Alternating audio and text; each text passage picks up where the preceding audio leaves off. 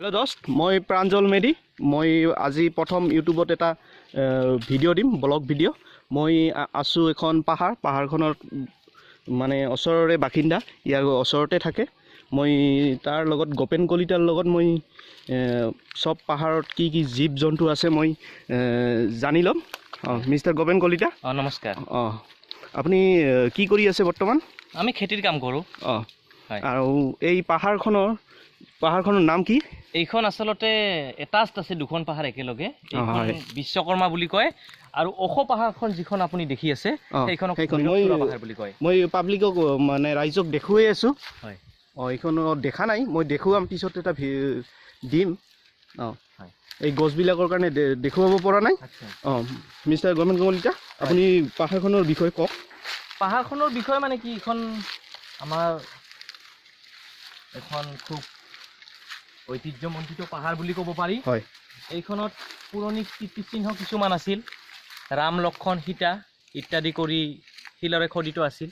বহু পুৰণি শিল্পীয়ে কি কৰিছিল, কিন্তু কিছুমান দুষ্কৃতিকাৰীয়ে সেইবিলাক ভাঙি চূৰ্ণ বিচূৰ্ণ কৰিছে। তথাপিও ভৈৰৱচূড়া পাহাৰত বৰ্তমানো বহুতো কীৰ্তিচিহ্ন মজুদ হৈ আছে।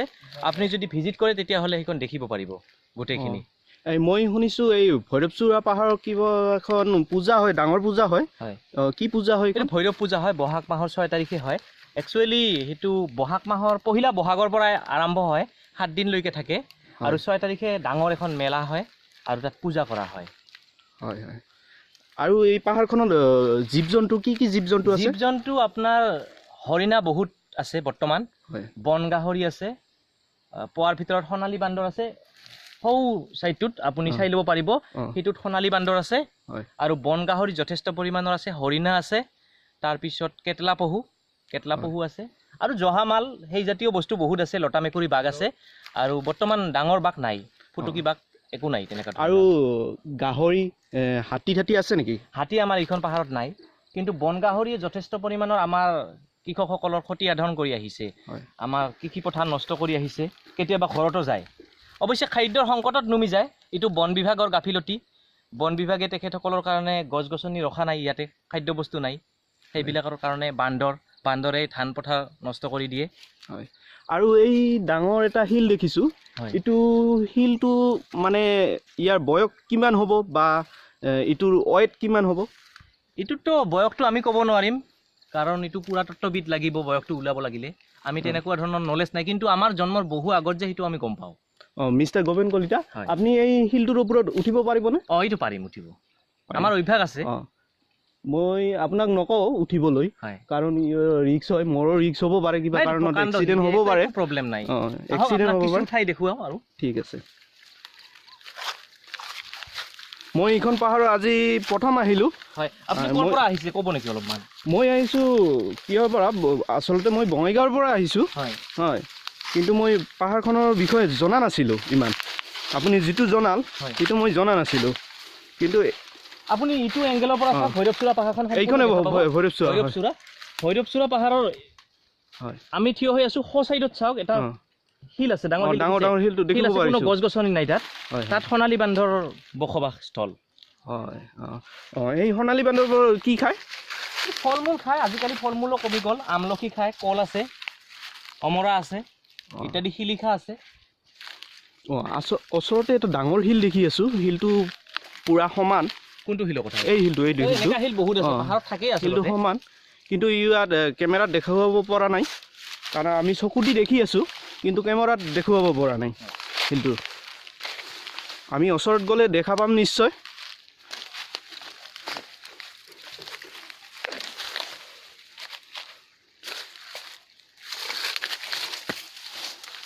শিলটো এতিয়া দেখা পোৱা গৈছে।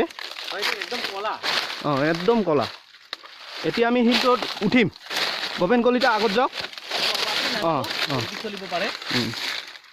আপুনি দেখুৱাই দিয়ক কেনেকৈ যাব লাগে। আপুনি ভৰিখন ইয়াতে দিলে হ'ল। এইটো শিল সহতাটো আপুনি শ্লিপ নকৰে, নিশ্চিত থাকক। আপুনি আহি যাওক। মই নিশ্চয় পাম, কাৰণ মোৰ অলপ অসুবিধাও হৈ আছে। মোৰ লগত কেমেৰাটো আছে এখন হাতত, তথাপিও মই গৈ আছোঁ। আহক, ভালকৈ আহিব। তথাপিও গৈ আছোঁ। এই হিলটোৰ পৰা ধুনীয়া ভিউ এইটো এইবোৰ খেতি এইবোৰ কি এইবোৰ আমি বেহৰ হালধীয়া হালধীয়া সৰিয়হ সৰিয়হ আমি এইবিলাকক বেহৰ বুলি কওঁ সেই দুটা ফল দুটা কিন্তু ভাল লাগিছে কি ফল এইটো আপোনালোকে কি কয় নাজানো আমি ডিংডিঙা বুলি কওঁ এইটো ডিংডিঙাৰ গছ হয় এইডাল এইটো ঔষধি গছ ঔষধি গছ কি কি ঔষধ লাগে যিটো ফুল হয় ফুলটো আপুনি ফ্ৰাই কৰি খাব পাৰে চব্জি বনাই খাব পাৰে সৰু সৰুকৈ কাটি ভাজি খাব পাৰে এইটো টোপনিৰ ক্ষেত্ৰত মানে আপোনাৰ যদি ঘুমটি নহয় তেনেহ'লে ইয়াৰ ফলটো ব্যৱহাৰ কৰিব পাৰে হয় বহুত ঔষধি গছ বহুত আছে আমলখি আছে আমি এই ভৈৰৱ পাহাৰখনত ইখন বিশ্বকৰ্মা পাহাৰ কিন্তু ভৈৰৱ পাহাৰখনত আমি ভিজিট কৰিম নেক্সট ভিডিঅ'ত আমি ভৈৰৱ পাহাৰ ভিজিট কৰিম আপোনাৰ লগত মই নেক্সট ছানডে আপোনাৰ তাত আহিম আমি ভৈৰৱ পাহাৰত ভিজিট কৰিম আপুনি ভৈৰৱ পাহাৰৰ বিষয়ে জনাব ভালকৈ ভৈৰৱ পাহাৰখনৰ বিষয়ে অলপমান মই কৈছোঁ এই যে ভৈৰৱ পাহাৰখনৰ এটা মানে বিশেষত্ব আছে এইখন 7খন পাহাৰ লগ লাগি ভৈৰৱ পাহাৰখনৰ সৃষ্টি হৈছে 7খন পাহাৰ আছে আপুনি গ'লে আপোনাক দেখাই দিব পাৰিম নেক্সট আহিলে মোৰ লগত যোগাযোগ কৰিব ঠিক আছে আমি আহিম এই খেতি পথাৰবোৰ কিন্তু ভাল লগা হৈছে সেইখন বিল নে নদী এইটো সৰু সুৰা বিলেই আমাৰ দামবিল বুলি কয়